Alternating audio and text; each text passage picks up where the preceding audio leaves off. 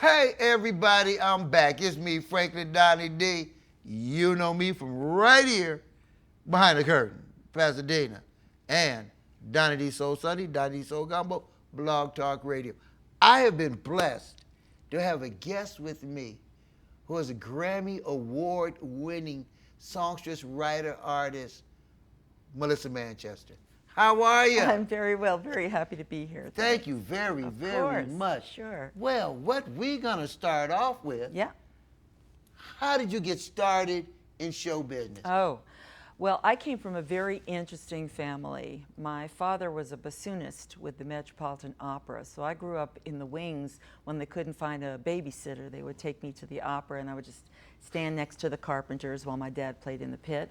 And my mother was a fashion designer. She was really a pioneer in the world of fashion. So my sister and I were raised in a very interesting version of normal. Okay. We grew up in the Bronx of Manhattan, Uh-huh. which was the perfect place to grow up in, with very understanding parents, since they were the black sheep of their family. Okay. And when I was 15, I started to sing jingles, sing commercials. Okay. And it was through that I met Barry Manilow and Patty Austin and Ashford and Simpson. We were all jingle singers and made a good living, and it enabled me to create demos because I started writing songs when I was about 17.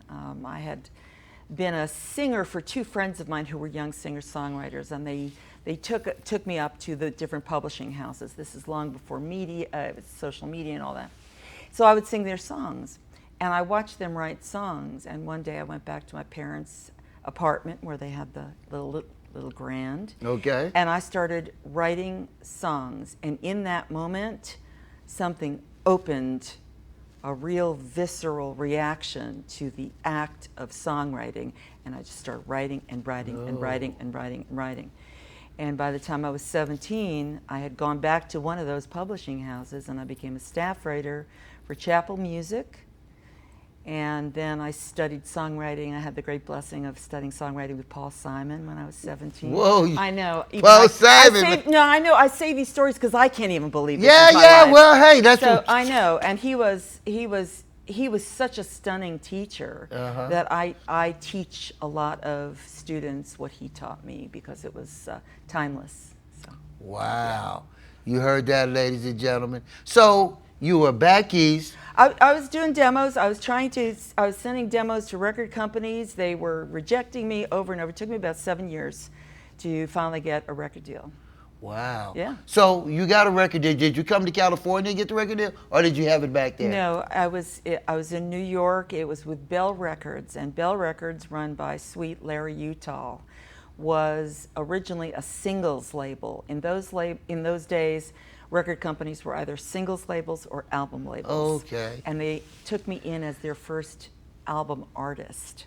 So they did this remarkable thing. They left me alone. So Oh. I made my music, you know. I had wonderful producers, Hank Medris and Dave Apple, and my first two albums were albums for Bell Records. And I got to play, I paid really hard dues in awful places. Okay. You know, at all the college coffee houses, Right. usually with my back to the audience, playing on any piece of crap piano that had been left out in the rain Right. during the winter.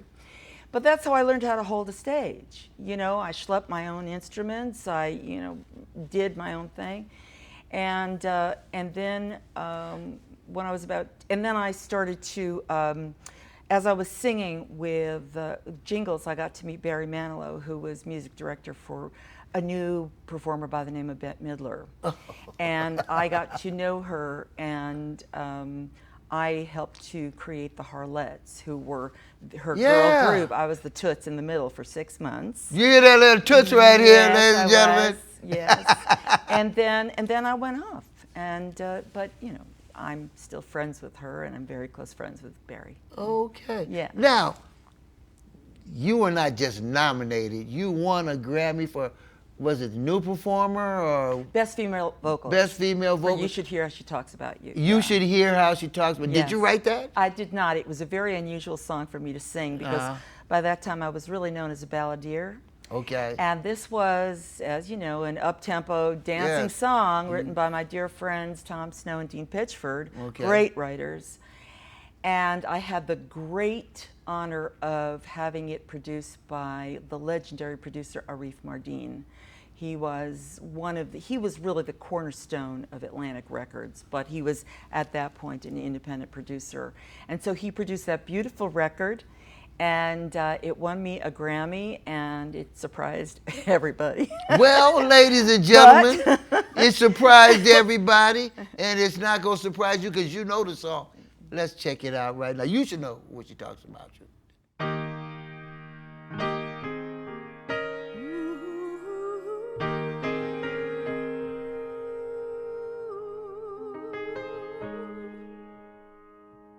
When your heroes go up in a puff and there's not enough to hang on to, and the ones you would count on to call, they all fall down all around you, then you've got to believe there's more. It is the reason we're put here for. There's just you and I. You and I. When the legend's over and we are just begun, we can look to each other to see us through. Just you and I.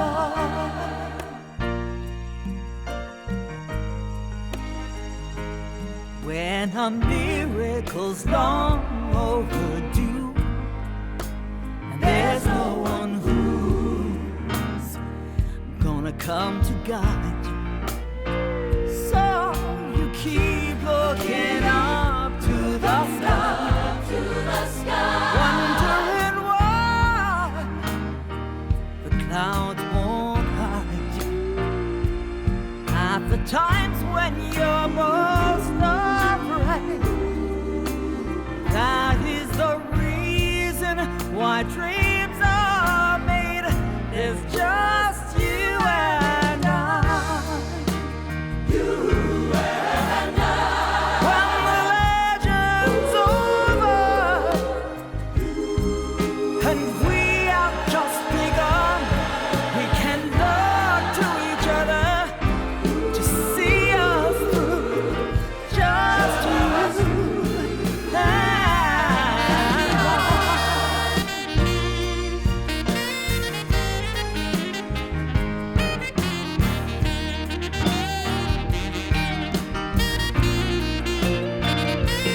At the times when you're most afraid, that is the moment when dreams are made.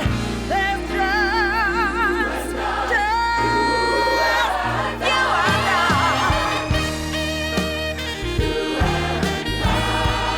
When the legend's over and we have just begun, we can look to each other to see us through. Just you and I.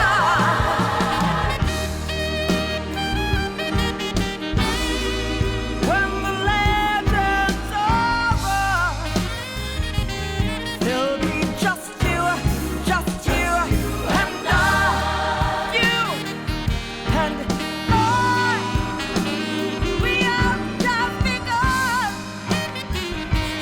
There'll be just you and I. Just you and I. We have just begun. There'll be just you, just you, just you, just you and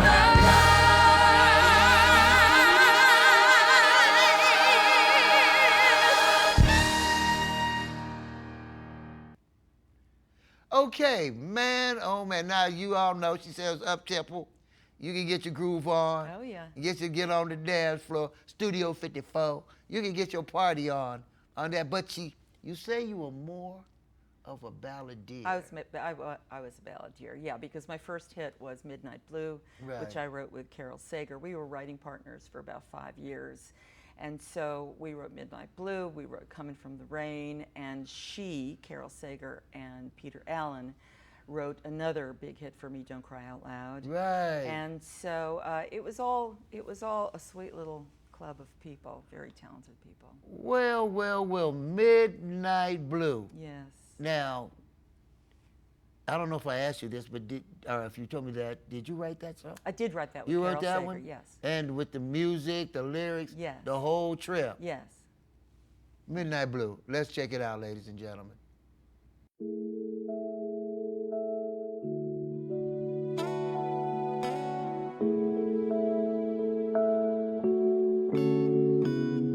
Whatever it is, it'll keep till the morning. Haven't we both got better things to do? Midnight blue. Even the simple things become rough. Haven't we had enough? And I think we can make it one more time if we try, one more time for all the old times, for all of the times you told me you need me. Needing me now is something I could use. Midnight blue. Wouldn't you give your hand to a friend? Maybe it's not the end, and I think we can make it one more time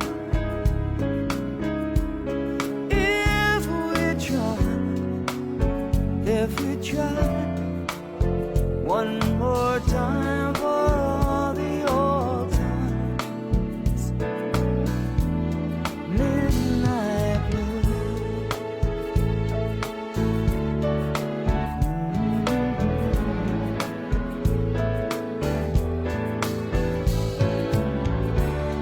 I think we can make it.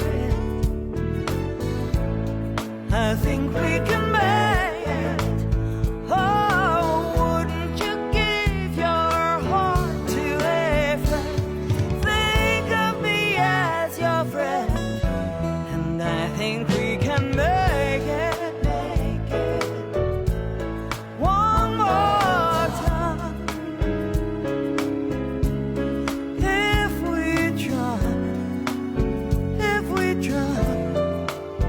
one more time for all the old times, and I think we can make it one more time if we try, one more time for all of the old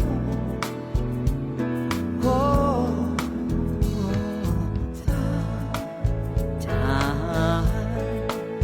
One more time. I think we can make it if we try. I think we can make it if we try. Looks like we're gonna make it, yes. Looks like we're gonna make it.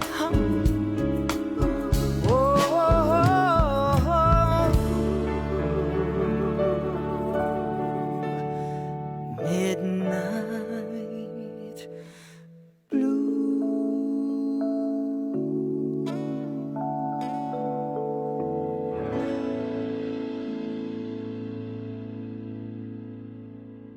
Midnight Blue, man. I admitted to her today before the show.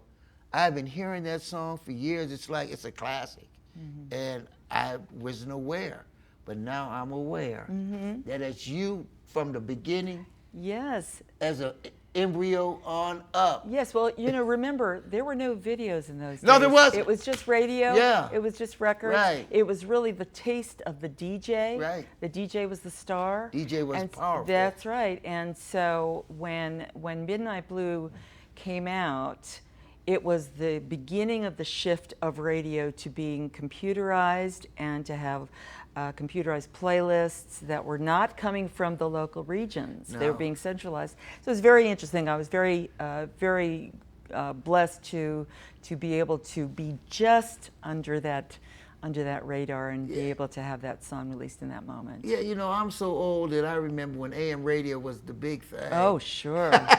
Oh, absolutely. Then FM creeped in. Yeah, not only that, but most of pop music on AM was from the stages of Broadway. Oh, yes, they were. Oh, see? And so, and and jazz was, playing those songs from Broadway because those songs were such stunning compositions that they just transcended, and those songs live on today. And they made the cornerstone of the American Songbook.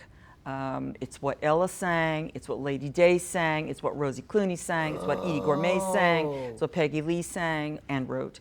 And all the guys, Sinatra and Nat Cole, Johnny Mathis, they all sang songs that were not only written for them, but songs that were part of the canon of Broadway. You hear that, ladies and gentlemen? Wow, I had no idea. That's why I'm so blessed to have you. Like I was saying earlier, I'm a critic. I know so much about. I see now. I really don't know too much. Well, I don't know a lot about a whole lot of things, but what I know about, I really know. Yeah, you really know. I do. So okay, you're in.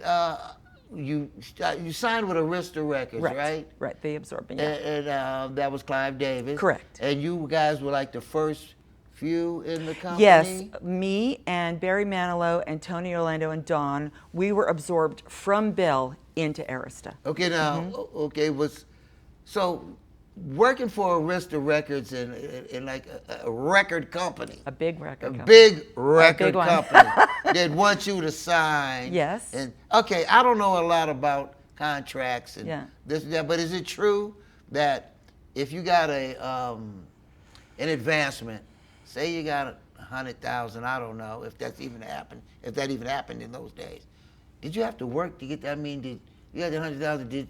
Were you under their thumb to do this concert, that concert, this, to pay it back? Or some people say it was a loan. How did that work? Well, it was recoupable as long as you were working. It was non-recoupable if you weren't working. So you needed to work. Yeah. Plus, you wanted to work because you were supporting your work. Right. And in those days, and I really think it's probably the same these days, even though so much has changed in the landscape, in terms of developing an artist, even you have to do radio tours, you have to shake hands, you have to do secondary markets, you have to do college tours so that people can get to know you and hear your stuff and like it and identify with it and want to claim it as their own. It's really something. Did you do a lot of touring internationally?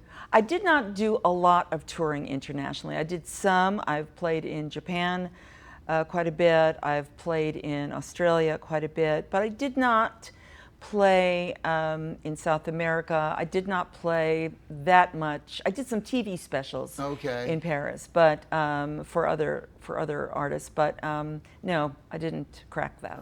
Now, during that touring, yep, was it really tough?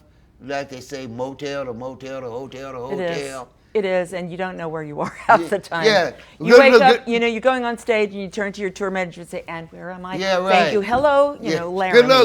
Hello, New York, San Francisco. Yeah. I mean, you're working very hard. In those days,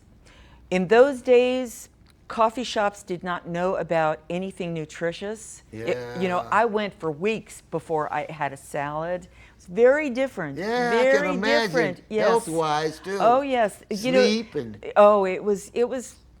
but that's what you did. That's what you signed up for. That's right. That's what you wanted. That's exactly right. Yeah. And it does, I mean, to your point, which is really important, that's what you signed up for. It takes a while to reframe what that actually means and how you're going to do it to the best and healthiest and most spiritually grounded of your ability. So you don't just lose your freaking mind. Right, because a lot of people did. Exactly right. And so I had some good people around me, but mostly the woman who's become my manager, Sue Holder.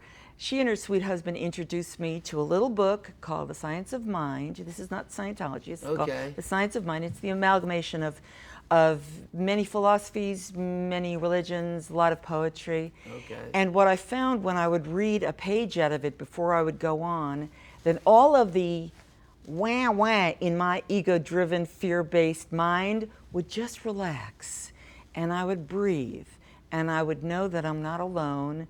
And little by little, my nervousness reframed into gratitude. And little by little, that trembling foot that I was about to walk on stage with turned into a grateful foot, where I welcomed the audience in. And the secret that I keep, it's not a secret because I'm telling you, is that the audience is performing for me too. They just don't know it. I just have to make a safe place. And then they'll just lean in. Because performing is so spectacular an experience. If you're basically healthy and taking care of yourself. I love what I do. I know the power of my songs. I know the power of most any song. That it can save a life, that it can clarify and educate and enlighten, that can galvanize a nation, that it can bring hope to a marginalized audience. I've seen it. I know it. I've sung other people's songs who've done that. And so that's what I carry with me. So I'm never tired of what I do. Okay, well, listen, you have done a lot of concerts. What is the largest concert that you can remember doing, and where was it? Well, I was one of the presenters at Live Aid. Oh. So there were a few billion tuning in. And it was hysterical because in the segment that I was hosting, I had a little earphone, to tell you who's coming up next and what to do. So I'm talking to a few billion, okay? And so, I don't know, Freddie Mercury or somebody just came off and we're giving the phone numbers to keep donating, and we're raising millions and billions of dollars for Africa and all of that stuff. And I said, thank you so much. This has been great. And I hear the producers say, stretch. Stretch. And I'm thinking, what do I say? Hello to my relatives in Sherman Oaks. Geez. Big shout out to Mom and Pops. Keep going. So, yeah, it was that. Okay. Now, did you have you raised a family during? I have 2 grown kids. Yes, they're beautiful. They're doing, thank God, very well. Are they into music? Or? Well, they're into music, but they're not in my line of work. My son is a literary agent at APA Talent Agency. And my daughter she's my nerd. She works in IT security for a big company. So, yeah. So, you've done lots of different material, and you've just sung other people's songs too. Oh, sure. Give me some of the songs that you well, Through the Eyes of Love, which was written for the movie Ice Castles, was written by my friends Carol Sager and Marvin Hamlish. And that song was nominated for an Academy Award.